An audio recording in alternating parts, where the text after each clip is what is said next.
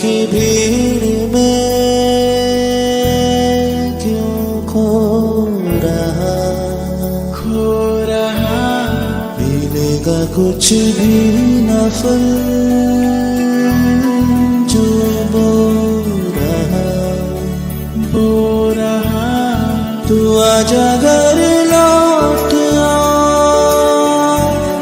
आ बेटे घर लौट आ दुनिया की भीड़ में क्यों खो रहा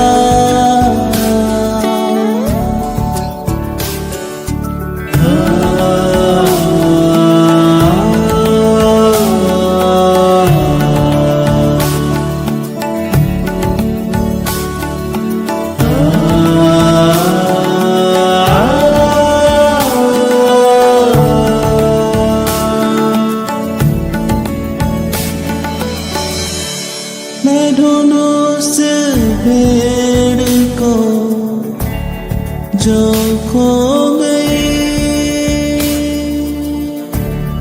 गुनाहों की जेल में बंद हो गई। मैं ढूंढूं उस भीड़ को जो खो गई गुनाहों की जेल में बंद हो गई। तू आजा घर लौट आ बेटे घर लौट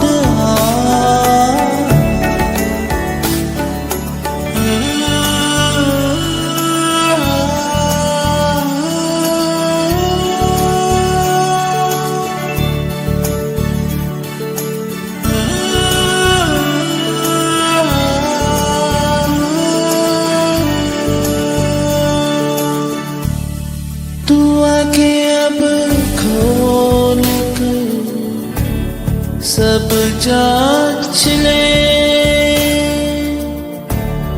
तू सच और झूठ को अब माप ले। तू आके अब खोल कर सब जांच ले तू सच और झूठ को अब माप ले। तू आजा घर लौट आ बेटे घर लौट आ।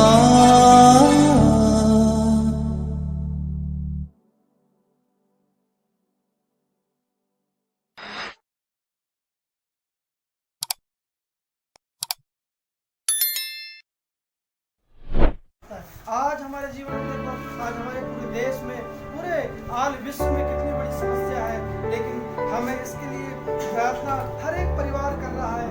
हर एक देश के लोग इस बात के लिए जो प्रभु को जानते हैं प्रार्थना कर रहे हैं कि प्रभु ये बीमारी दूर हो जाए। लेकिन हमें इस बीच में हमें प्रभु की भी इच्छा पूरी करना है। प्रभु को कहना है, हम हर एक बार हर रोज प्रार्थना करते हैं प्रभु तेरा राज जाए, तेरी इच्छा स्वर्ग में पूरी होती है, इस पृथ्वी पर पूरी होने पाए।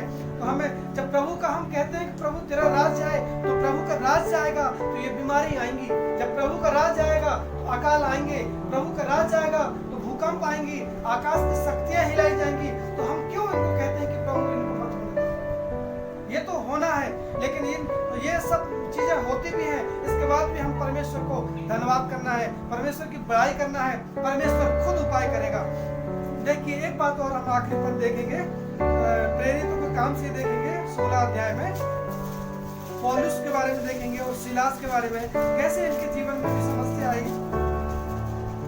16 अध्याय का 25 पद से हम 33 पद तक पढ़ेंगे।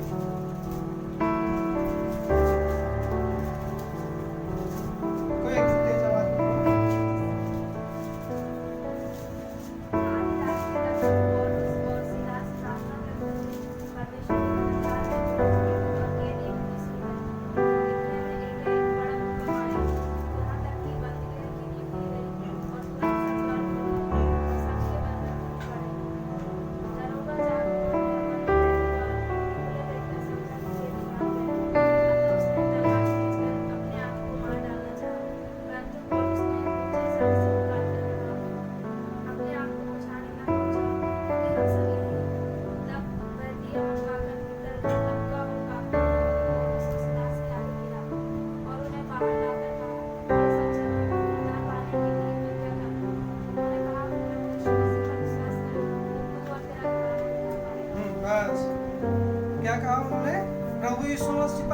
विश्वास कर तो तू और तेरा घराना उद्धार पाएगा।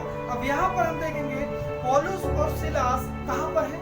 कोई शादी पार्टी में है, डीजे में है, कहीं कोई पिकनिक में है, कहीं कुछ है, ऐसी कोई फंक्शन में है, कहीं कहाँ है? बंदी गृह जेल में है। और एक आदमी जेल में रहते हुए क्या प्रार्थना कर रहा है? क्या वहाँ पे कर रहा है? मतलब ये कह रहा है कि प्रभु हमें ये जेल से बचा। प्रभु ये कह रहा है कि ये बंदी लोग उनको मारे भी होंगे, बहुत मारे होंगे, लेकिन ये कह रहा है कि प्रभु जेल लोग मार रहे हैं या ये राजा के हाथों से हमें छुड़ा या बचा। बिल्कुल भी ऐसा कुछ नहीं। वो तो परमेश्वर का भजन गा रहे थे, परमेश्वर में लीन थे। परमेश्वर खुद उपाय करेगा और उनके जीवन में ऐसा उपाय का। वहां देखो एक बार मैं आपको ये पढ़ता हूँ। आधी रात के लगभग पौलुस और सिलास प्रार्थना करते हुए परमेश्वर के भजन गा रहे थे और कैदी उनकी सुन रहे थे। इतने में एकाएक बड़ा भूकंप आया, यहाँ तक कि बंदी गृह की नींव हिल गई और तुरंत सब द्वार खुल गए और सबके बंधन खुल गए। सब वहाँ एक पौलुस और सिलास अकेले नहीं, जितने जेली और थे वहाँ, जितने भी बंदी गृह में बंद थे, सबके बंधन खुल गए। और दरोगा जाग उठा और वहाँ जो उनका रक्षा कर रहा था, उनको देख रहा था, वो जाग गया और बंदी गृह के द्वार खुले देखकर समझा कि कैदी भाग गए। अतः उसने तलवार खींचकर अपने आप को मार डालना चाहा। सोचो, वो इतना घबरा गया। परमेश्वर की जब महिमा वो हुई वहाँ पे, स्वर्गदूतों ने ये सब चीज किया, वो घबरा गया, उसको कुछ दिखाई नहीं दिया और वो अपने आप को आत्महत्या करने वाला था। अरे बाप रे, क्या हो गया? सब कैदी तो भाग गए, ऐसे करके। तब वहाँ पौलुस क्या कहता है? परंतु पौलुस ने ऊंचे शब्द से पुकार कर कहा, अपने आप को कुछ हानि ना पहुंचा, अपने आप को मत मार, क्योंकि हम सब यही है। तब वह दिया मंगवाकर भीतर लपका और कांपता हुआ पौलुस और सिलास के आगे गिर पड़ा। और पौलुस और सिलास के आगे क्या हुआ?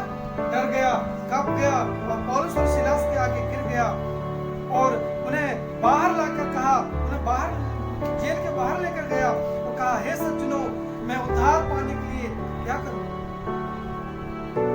पौलुस और सिलास से वो कह रहा है जेलर कि मैं उद्धार पाने के लिए क्या करूं? तब पौलुस ने कहा है कि प्रभु यीशु मसीह पर विश्वास कर तो तू और तेरा घराना उद्धार पाएगा। हमें सिर्फ प्रभु यीशु मसीह पर विश्वास करना है।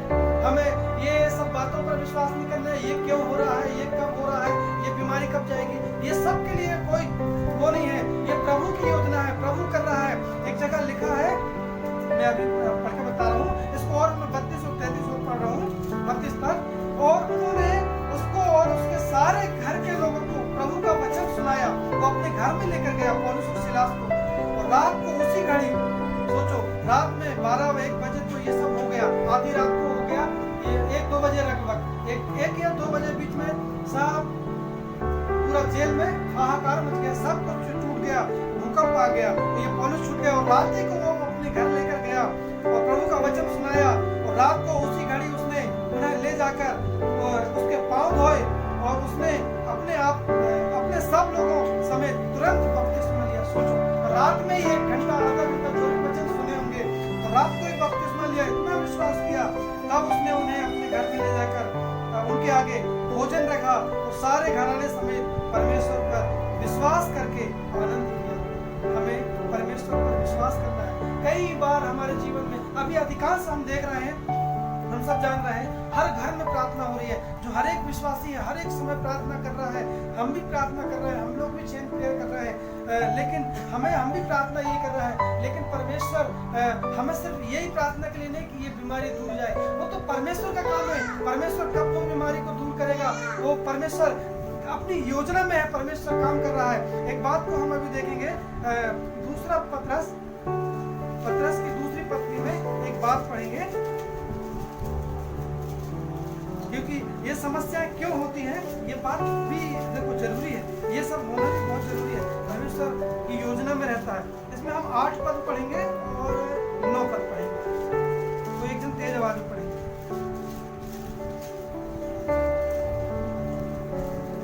दूसरा पत्रस 330 पेज नंबर, नया नियम में।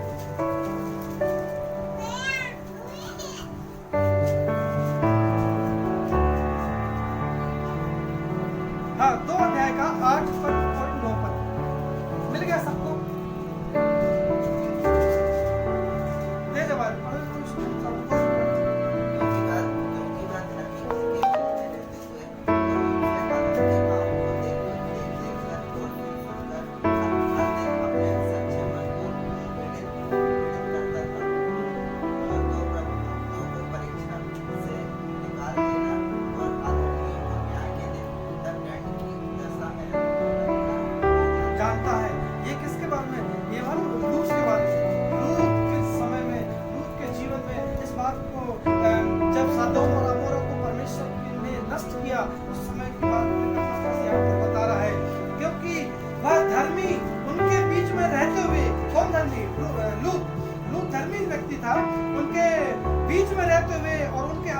कामों को देख देख कर और सुन सुनकर हर दिन अपने सच्चे मन को पीड़ित करता था।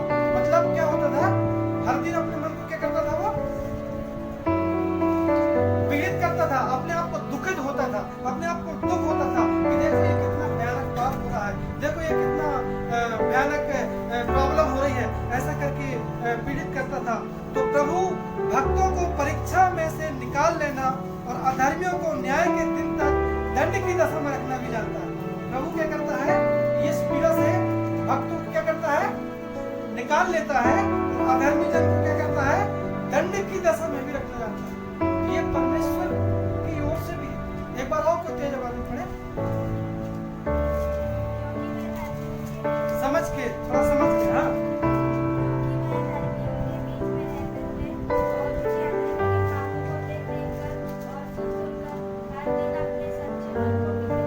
हाँ, क्या करता था?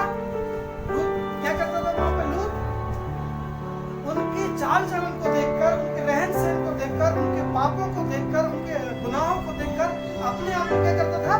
दुखी होता था, पीड़ित होता था। पीड़ित होना मतलब दुखी होना। जैसे आज हम भी देखते हैं कई को, जब कोई ऐसे गुनाह करते हैं या कुछ अपराध होते हैं तो हम क्या कहते हैं? अरे बाप रे, है ना, देखो ये कितने गुनाह कर रहे हैं, लोग क्यों समझ नहीं रहे हैं, लोग क्यों मन नहीं फिरा रहे हैं, क्यों जान नहीं रहे हैं। ऐसी करके यहाँ लूत करता था, पीड़ित होता था अपने आप को। और 9 पद में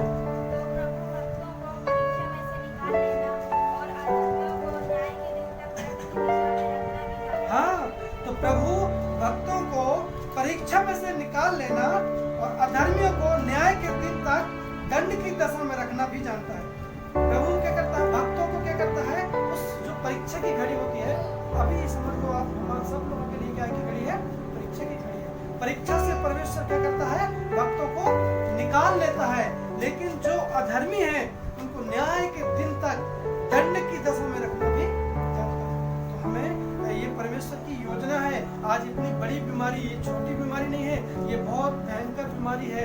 ये बहुत भयंकर, बड़े बड़े देश, ऑस्ट्रेलिया, अमेरिका, इराक, ईरान, इतने बड़े बड़े देश, ईरान, अमेरिका 1 नंबर पे, ईरान दूसरे नंबर पे है, इटली दूसरे नंबर पे है, फिर भी वहाँ पे लोग कैसे मारे जा रहे हैं? ये सब परमेश्वर की योजना है। तो हमें इसके लिए भी प्रार्थना करना है, प्रभु तेरी मर्जी पूरी हो, क्योंकि यीशु मसीह का आगमन निकट है। आप सब जानते हैं, शायद आप सब नहीं जानते, लेकिन बीते कुछ दिनों पहले मुझे एक दर्शन आया था, मुझे एक सपना आया था। मैंने अपने दास को सपना भी शेयर किया था। मैं देख रहा हूँ कि पूरी पृथ्वी में कम से कम 15-20 दिन हो गए, है ना, 20 दिन हो गए। मैं घर में बताया था, सामने को शायद बताया था। मैं देख रहा हूँ उस सपने में, एक सपना ऐसा आया था कि लाशों के ढेर लगे हैं पूरी पृथ्वी में। देख रहा हूँ बहुत दूर दूर तक, जहाँ तक मैं देख रहा हूँ वहाँ तक पूरी पृथ्वी मुर्दों से भरी हुई है, और मैं उनके ऊपर चल रहा हूँ। और उसी दौरान मैं बड़ी मम्मी और आशा दीदी भी वहीं पे बैठ, आग वो भी दोनों पहुंची, मैं भी वहाँ पहुंचा, और उधर से बहुत सी गंदी गंदी स्मेल भी आ रही थी, महक आ रही थी उनके, लेकिन मुझे ऐसा कुछ महक तो नहीं रहा था, लेकिन वहाँ बहुत पीड़ा हो रही थी। तो मैं वहाँ मम्मी को, दीदी को बोलता हूँ कि देखो, मैं आपको बताया था ना कि यहाँ पर जो है तो पैसा कुछ काम नहीं करता, परमेश्वर के रात में पैसा कुछ काम नहीं करता। ऐसे करके उन्होंने दर्शन देखा था, और वो दर्शन पूरा हो रहा है।